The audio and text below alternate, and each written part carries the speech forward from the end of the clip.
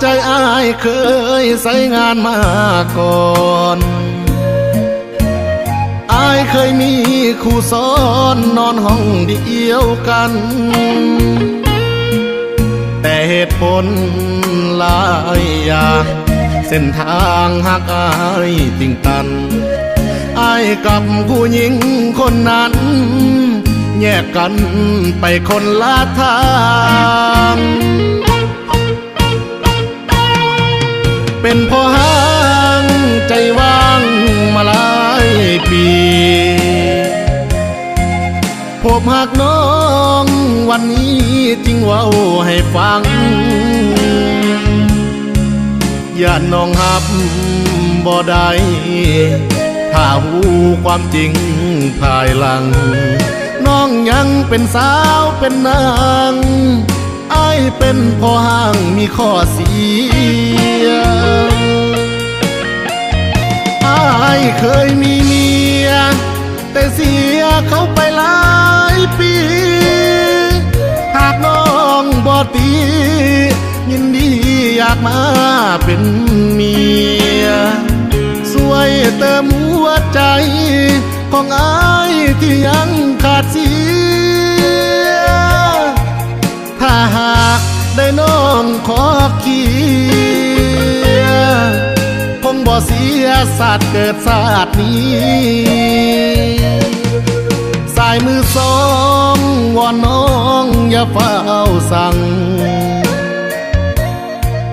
ลบคำว่าพอห่างให้อายแด่คนดีอายขอสัญญาจะหักน้องเท่าชีวีทรัพย์สินทุกอย่างที่มีจะให้คนดีแต่เพียงผู้เดียว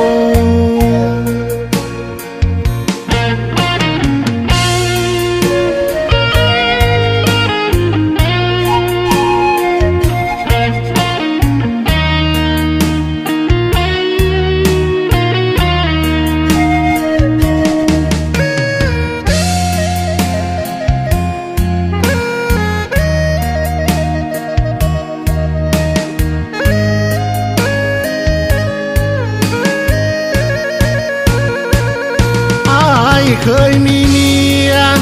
แต่เสียเขาไปหลายปี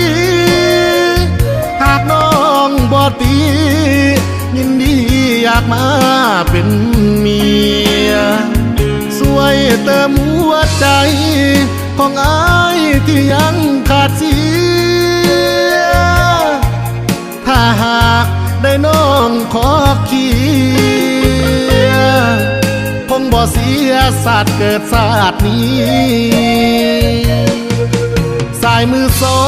งวอนน้องอย่าเฝ้าสั่ง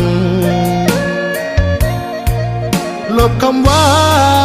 พอห่างให้อายแด่คนดีอายขอสัญญาจะหักน้องเท่าชีวีทรัพย์สินทุกอย่างที่มีจะให้คนดีแต่เพียงผู้เดียวทรัพย์สินของอ้ายที่มีจะให้คนดีแต่เพียงผู้เดียว